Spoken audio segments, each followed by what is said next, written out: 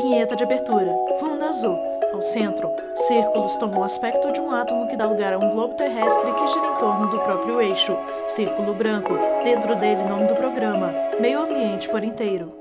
Senhora de cabelos curtos e grisalhos modela arame em pedaço de madeira. Hoje você vai acompanhar uma pequena parte da história da Dona Maria Divina, a aposentada que se transformou em construtora de árvores. Árvores de arame e pedra. Vai ver também o que moveu este canadense a viajar mais de 10 mil quilômetros e visitar uma lojinha no interior do Brasil. Uma mudança no modo de se explorar o meio ambiente em um município faz a ligação entre essas duas pessoas ficar clara. Pingentes de pedra expostos em mesa.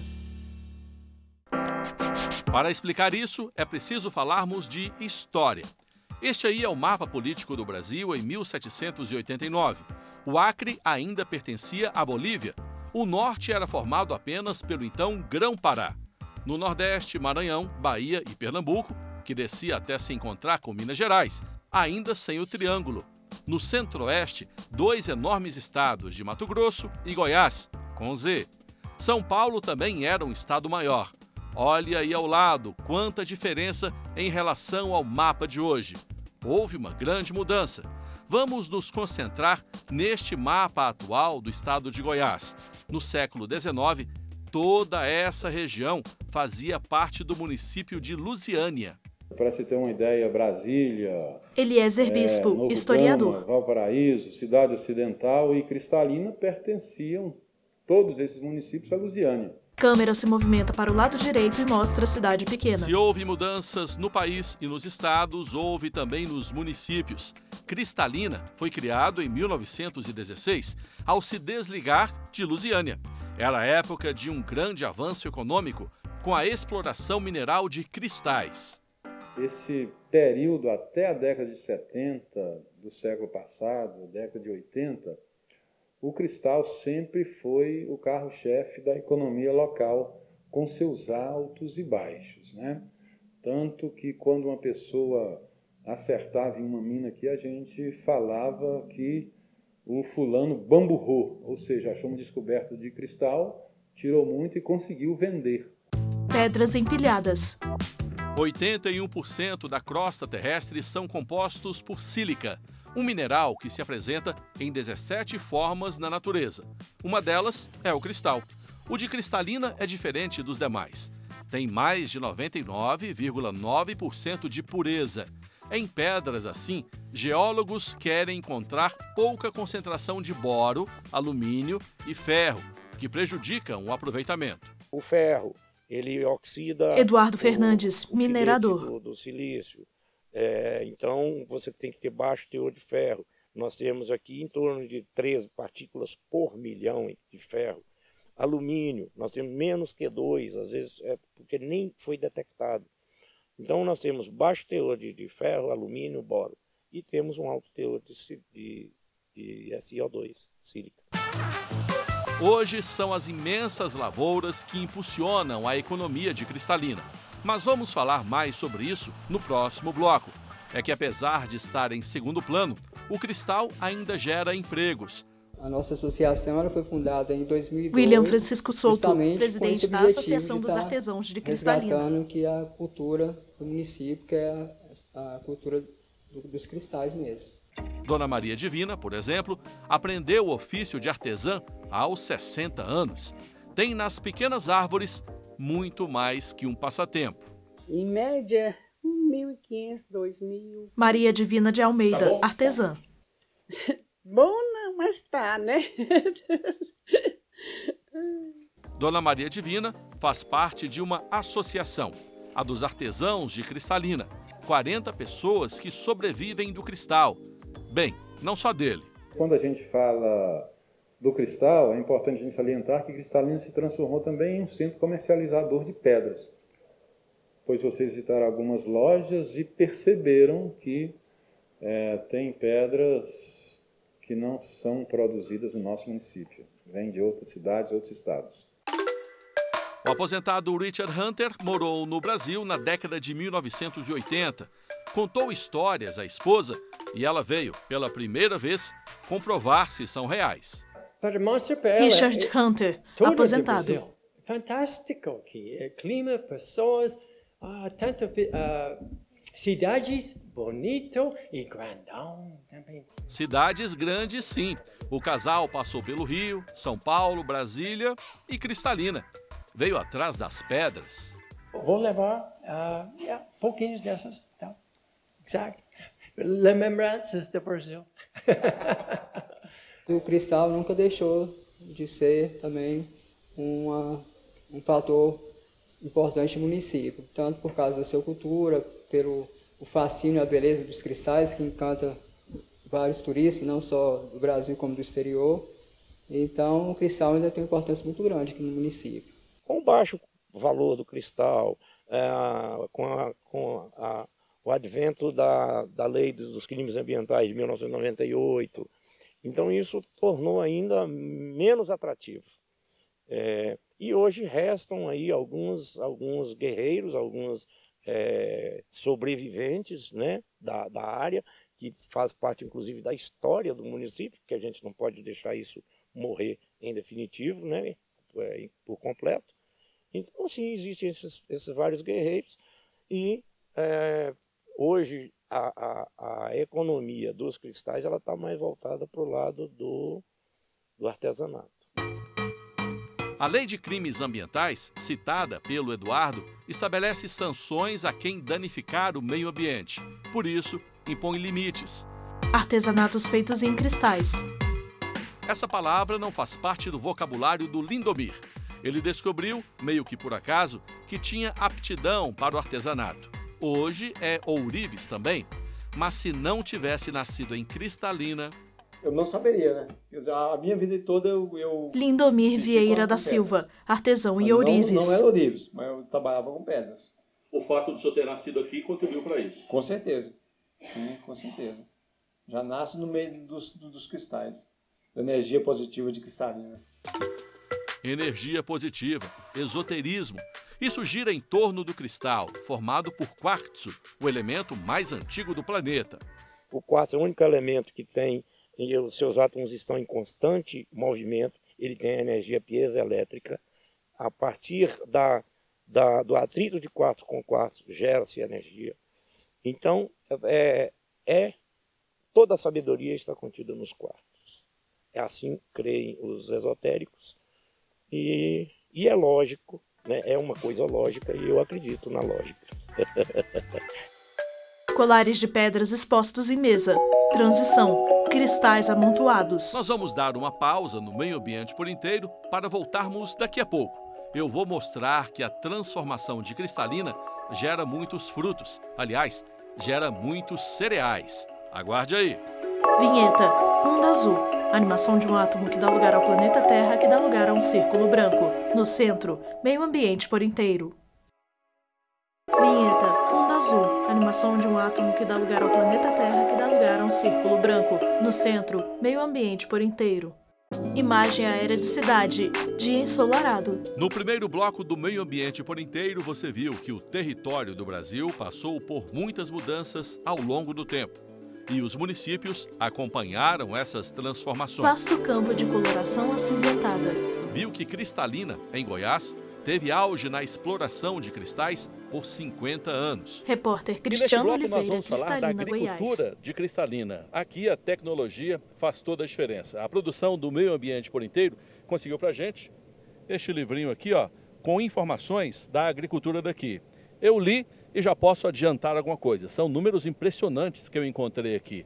Cristalina tem 320 mil hectares de lavouras. Isso dá mais da metade de todo o município. 63 mil irrigados. É a maior área irrigada do Brasil. Nós estamos indo agora a uma fazenda para você saber mais que tipo de produção é feita aqui em Cristalina. Vamos lá. Carro em movimento. Imagem acelerada. Pista com linha amarela seccionada. Estrada. O céu está azul com nuvens. Paisagem de árvores e campo do lado esquerdo. Do lado direito, pasto de coloração marrom. Nós estamos em uma fazenda parecida com outras da região, com grandes lavouras de grãos. Só aqui são 1.500 hectares plantados. Chegamos bem na hora do trabalho da colheitadeira na soja. Colheitadeira de cor vermelha passa pela plantação de soja. Imagem da parte da frente da máquina. Ela tem diversos filetes de metal em uma estrutura giratória. Os filetes tocam no solo e retiram a plantação, colhendo assim os frutos que ficam em uma estrutura em formato de pá. O tráfego de caminhões é intenso e esse movimento não é exclusivo no verão, quando chove muito por aqui. Podemos afirmar que em quase todos os dias do ano há alguém plantando ou colhendo nessa região. Isso tem um motivo bem claro. Gelson Bedin, agricultor. Pela alta tecnologia empregada no município, principalmente no tocante à irrigação, utilizando a água das chuvas, o excedente da água das chuvas que é armazenado em represas, nos rios, riachos e veredas. E essa água permite cultivar no período seco diversas culturas. O município tem uma diversidade de culturas enorme, aproximadamente 40 culturas distintas, e produz o ano todo, planta e colhe o ano todo. Isso faz com que Cristalina esteja sempre entre os primeiros colocados no ranking do PIB agropecuário do país. Houve uma transformação de município referência na extração de cristais a exemplo de grande produção de alimentos. Eliezer Bispo, historiador. A transformação foi benéfica, porque isso gera muitos empregos, isso gera renda, e isso fomenta a economia do município e faz com que a gente contribua para o Estado e para a nação, porque Cristalina, em vários aspectos, ela é referência em termos de pecuária e em termos de agricultura irrigada. Aqui são cultivados em torno de 50 culturas diferentes, então muito benéfica. Quem falar o contrário não está carregando a verdade. Como já falamos aqui no Meio Ambiente por Inteiro, só é possível alcançar tanto sucesso com respeito ao meio ambiente. Quem não faz isso perde mercado, perde dinheiro. O agricultor ele é o principal interessado em preservar o meio ambiente, porque a água depende da preservação do meio ambiente, das veredas, das nascentes, entendeu? Então ele é um produtor, a gente chama de água, é o produtor rural. E hoje a preocupação assim, do produtor sempre foi, na verdade, preservar os recursos hídricos, usar a natureza de uma forma inteligente, a seu favor e a favor da sociedade. A partir da década de 80 para cá, o cristal foi dando lugar para a agricultura. E hoje o que comanda o município realmente é o agronegócio, principalmente com a agricultura irrigada. Eu digo que Cristalina é muito feliz porque ela forneceu para a sua gente, para quem passou por aqui, riquezas tanto no seu solo, que são os minerais, no subsolo, que são os minerais, o nosso cristal, e um solo que acabou ficando fértil, propício para a agricultura, por causa da altitude, por causa do clima. Hoje o que tem de mais moderno no Brasil e no mundo é empregado em Cristalina. Nós podemos ficar orgulhosos porque o que tem de melhor é utilizado no município. São máquinas modernas, de diversas marcas, e o produtor cada vez mais está investindo em tecnologia, agricultura de precisão, mapeamento por satélite, controle inclusive na parte de irrigação dos recursos hídricos para evitar o desperdício de água. Então nós temos o acompanhamento de profissionais que fazem esse trabalho de monitoramento do uso da água, inclusive do gasto de energia. Nessa propriedade mesmo nós acompanhamos para assim, utilizar a energia de uma forma mais racional e os recursos hídricos também de uma forma o mais racional possível. Apesar do sucesso claro do agronegócio, tem muita gente que tem nos cristais o que precisa para desenvolver arte. Hoje aqui a gente tem no mercado cristal. William Francisco Souto, presidente da Associação dos Artesãos de Cristalina. Turistas, e ele pode chegar, escolher um cristal, nós temos aqui a nossa oficina, o lapidário, o ourives, e transformar essa pedra bruta em uma joia, como você disse, uma arte mesmo. Os cristais marcaram o passado do município.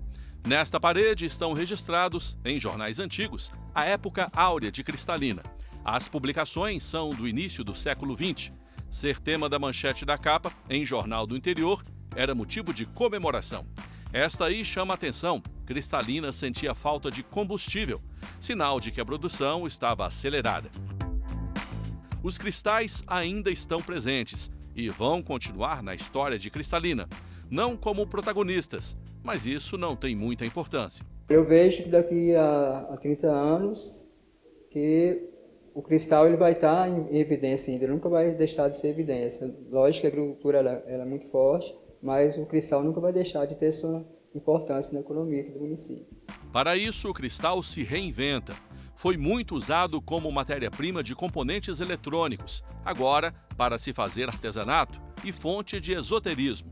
O futuro aponta para um setor até agora pouco explorado no município, o turismo. Como Cristalina fica perto do Distrito Federal e também de Goiânia, nada melhor que atrair quem mora por lá para ver as belezas daqui. E uma das atrações turísticas é essa, a Pedra do Chapéu. É uma pedra de quartzito de 14 metros por 7, pesa aproximadamente 500 toneladas e o curioso é que ela está aqui em cima com apoio ali de mais ou menos 1 metro. Dá um certo medo ficar aqui, viu? Pedra do Chapéu é horizontal, tem coloração marrom acinzentada. Luz solar está por baixo da pedra. A Pedra do Chapéu está ao redor de plantas. Ela se apoia em outra pedra. Aqui neste outro ponto, a visão é muito interessante. A gente percebe que essa pedra, de aproximadamente 500 toneladas, tem apenas 2 pequenos apoios. Lá na década de 80, era apenas um, mas alguns vândalos explodiram dinamites aqui. E ela inclinou um pouquinho e hoje está com 2 apoios. Nem assim ela deixa de ser bonita. E a beleza está justamente no equilíbrio da pedra. As primeiras perguntas que surgem são: como isso é possível? Como essa gigantesca pedra foi parar lá em cima? Para explicar isso, é necessário falar de geologia e pré-história. A pedra tem 1 bilhão e 200 milhões de anos. A estimativa é de que ela foi parar lá em cima 270 milhões de anos atrás. O estudo do geólogo comprovaram que a areia do nosso Planalto Central cristalina é a mesma areia da praia. José Hernani dos Santos, guardião da Pedra do Chapéu. Foi encontrado poças de peixe no estado e conchas também. E como essa região era coberta por água do mar, dá para imaginar que durante o escoamento, uma pedra ficou em cima da outra. A estimativa da sua interpretação, da sua formação, que realmente a parte de areia que não compactou, o mar foi esculpindo, as ondas foram esculpindo a parte mais alta da pedra e tirando a areia. Assim que foi baixando o nível do mar, esculpiu a parte de baixo também, ficou o broco formando esse formato em equilíbrio de gravidade. Quem vem ver de perto a Pedra do Chapéu sabe que a natureza foi generosa com Cristalina. É muito bonito, interessante, diferente, Paulo César algo Alves, diferente, turista. A natureza, É mostrar o que Deus faz, Porque homem nenhum não pode fazer isso. Então a gente fica encantado. O dia está ensolarado, há uma sombra de árvore na pedra. Um pouquinho de medo. Ivanilde Ortiz Alves, turista. Medo, Mas foi muito bom. Carros trafegam em pista. Eu encerro este bloco falando que todo o município sofre mudanças ao longo do tempo, mas nem todas são visíveis, como em Cristalina. Homem anda de bicicleta. Aqui, a transformação foi em um período relativamente curto. Além disso, está tudo registrado. Quem sabe daqui a alguns anos poderemos mostrar o caminho dessa transformação. Aliás, caminho é feito ao caminhar, No próximo bloco, Leonardo Ferreira vai apresentar a você um homem que deu nome a uma cidade. Ele é testemunha da mudança de São Sebastião, no Distrito Federal. Adianto que ele vai contar histórias muito interessantes. Aguarde aí, o meio ambiente por inteiro volta já. Vinheta, fundo azul. Animação de um átomo que dá lugar ao planeta Terra, que dá lugar a um círculo branco. No centro, meio ambiente por inteiro. Vinheta, fundo azul. Animação de um átomo que dá lugar ao planeta Terra, que dá lugar a um círculo branco. No centro, meio ambiente por inteiro. Carros trafegam em Ponte JK, localizada em Brasília. Mostramos até agora que as mudanças são contínuas e inevitáveis. A população rural caiu ao mesmo tempo que a urbana cresceu. O século XX pode ser chamado de século da urbanização. Depois da Revolução Industrial, as cidades cresceram de forma acelerada, por basicamente 2 motivos: a necessidade de mão de obra nas fábricas e redução de trabalhadores no campo. Boa parte de quem morava no campo veio para a cidade para tentar a vida, conseguir emprego e oferecer um estudo mais digno para os filhos. Foi um caminho sem volta. Carros trafegam em pista ao pôr do sol. Transição. Ônibus faz curva à esquerda. Cada um dos 5.570 municípios brasileiros carrega sua história, tradição, desafios, cultura e, claro, aquelas pessoas que todo mundo conhece de longe. O Meio Ambiente por Inteiro vai contar a história de São Sebastião, região administrativa do Distrito Federal, a 15 minutos da área central de Brasília. A cidade é um exemplo de como o cimento e o asfalto tomaram conta de áreas que um dia foram produtoras de alimentos. Iniciou assim, com pequenas propriedades rurais. Alan Valim, administrador de São Sebastião. Consideramos hoje, e algumas áreas elas foram se desenvolvendo até se tornarem grandes produtoras, como nós temos hoje aqui na região, na área rural de São Sebastião. E após isso, em 1993, por um decreto publicado em Diário Oficial, o governador à época criou a região administrativa, a RA14 São Sebastião. Avenida em São Sebastião, carros e motos trafegam. Placa azul escrita, Avenida São Sebastião. Não dá para falar de São Sebastião sem contar a história desse homem. O nome de batismo, Sebastião de Azevedo Rodrigues, 77 anos, conhecido como Tião Areia. Ainda garoto, aos 15 anos, Tião, filho único, deixou a mãe em Lagoa Formosa, Minas Gerais, e desembarcou no Planalto Central para tentar a vida. Antes da gente começar a nossa conversa, eu preciso fazer uma pergunta. Repórter Leonardo Ferreira, São Sebastião, DF. Sou mineiro. Gosta mais de queijo ou de São Sebastião? Eu gosto mais de São Sebastião, mas eu gosto de queijo também. Só que mais de São Sebastião? Mais de São Sebastião, porque São Sebastião é todo dia, toda hora, né? E o queijo, de vez em quando. Tião né? Areia, pioneiro da cidade. Me conta uma coisa, quando o senhor chegou aqui com os seus 15 anos, como é que era esse espaço que a gente está aqui agora? Só mato. Bicho, só mato mesmo. Não tinha casa, não tinha nada. Muito poucas casas. Pouquinho mesmo. Só olaria, né?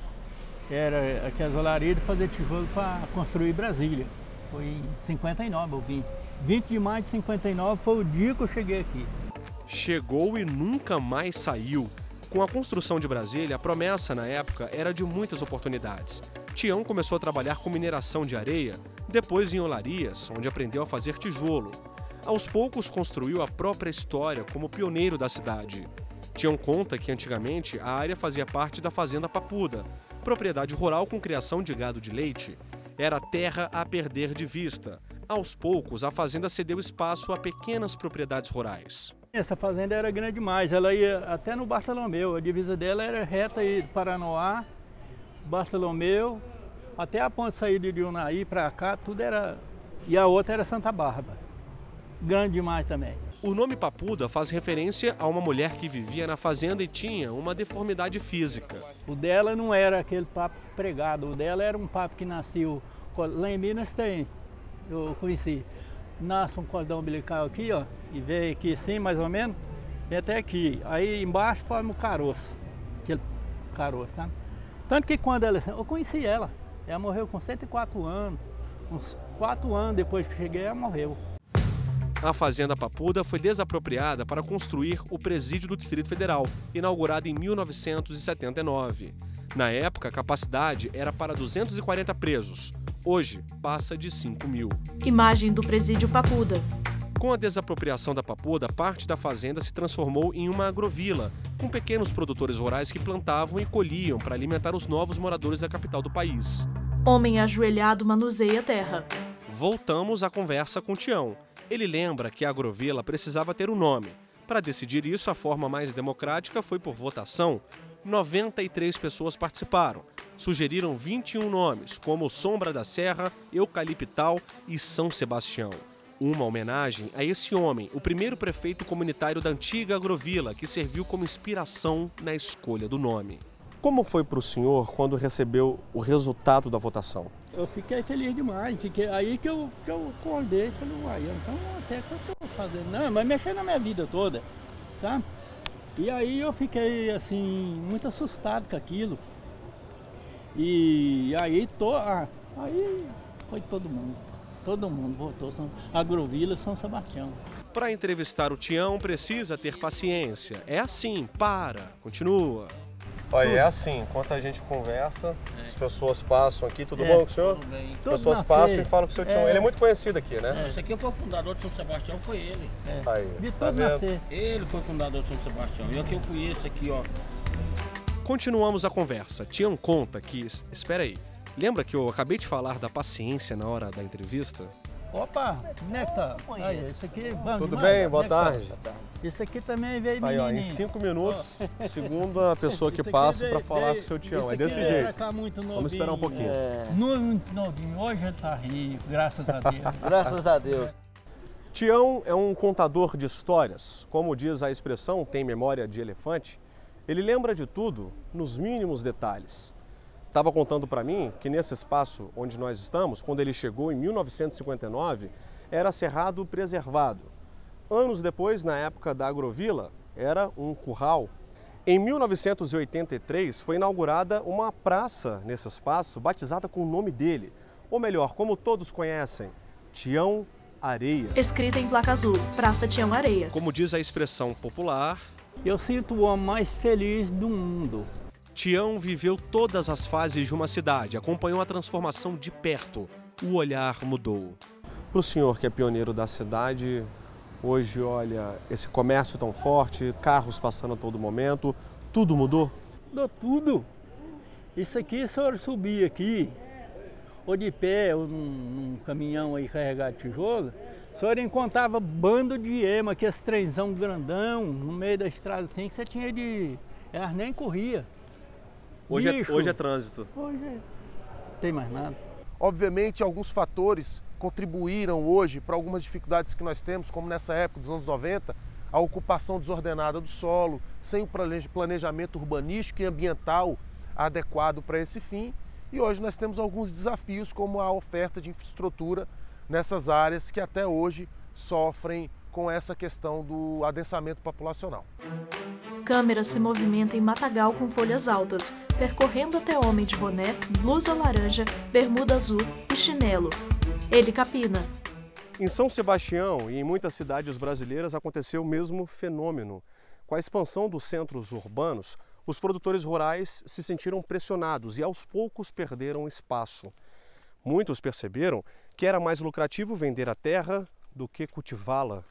Mas alguns resistiram e conseguiram se manter firmes para continuar a história. Estamos na propriedade do Lúcio, de 74 anos. Mesmo com a pressão do mercado imobiliário, ele se manteve e não vende a terra por nada. Lúcio corta capim com facão. O capim que corta diariamente é para alimentar os animais da propriedade. Uma volta rápida, encontramos algumas galinhas e uma horta farta para todos os gostos. Cebola, alho, alface. Lúcio Silva, produtor rural. Beterraba, essas legumes mais necessários para nossa alimentação a gente planta. Enquanto caminhamos, Lúcio conta que a propriedade tem 2 hectares. 1/4 da área é de cana-de-açúcar. Tem uma explicação. A alimentação para animal é excelente. Gado gosta, cavalo gosta, gente gosta, né? Caldinho de cana moído na hora ali. Lúcio nunca recebeu uma proposta pela área. É bom que continue assim, porque morar perto da cidade, com o sossego do campo, é privilégio para poucos. Não por dinheiro nenhum, por apartamento nenhum, por nada lá. Não trocaria. Aqui está eu, minha família quase toda. Só filha e mulher tem 5 morando aqui. Pro resto da minha vida eu acho que vai findar aqui. Estou muito satisfeito onde estou. Silhueta de Lúcio caminhando, céu de cor laranja, transição, senhora de cabelos curtos grisalhos modela arame em pedaço de madeira. O Meio Ambiente por Inteiro fica por aqui. Quer rever esse ou outros programas? Acesse tvjustiça.jus.br. Tem uma sugestão de reportagem? Escreva para meioambienteporinteiro@stf.jus.br. No YouTube, acesse TV Justiça Oficial. Na semana que vem temos um novo encontro. Até lá! Créditos. Produção, Rayane Ribas. Reportagem, Cristiano Oliveira e Leonardo Ferreira. Edição de texto, Cristiano Oliveira. Cinegrafia, Francisco Cosme e Lúcio Ribeiro. Assistência técnica, Josenildo Júnior e o Eric Rodrigues. Edição de pós-produção, Paulo Mendonça. Videografismo, Leonardo Veloso. Audiodescrição, Visuáudio. Narração e roteiro, Ana Luísa De Franco. Núcleo de programação, Rosa Wazen. Núcleo técnico, Fábio Guedes. Núcleo de produção de programas, Flávio Soledade. Supervisão, Coordenadoria de Gestão da TV e Rádio Justiça. Secretaria de Comunicação Social, STF. Realização, TV Justiça Essencial 2020.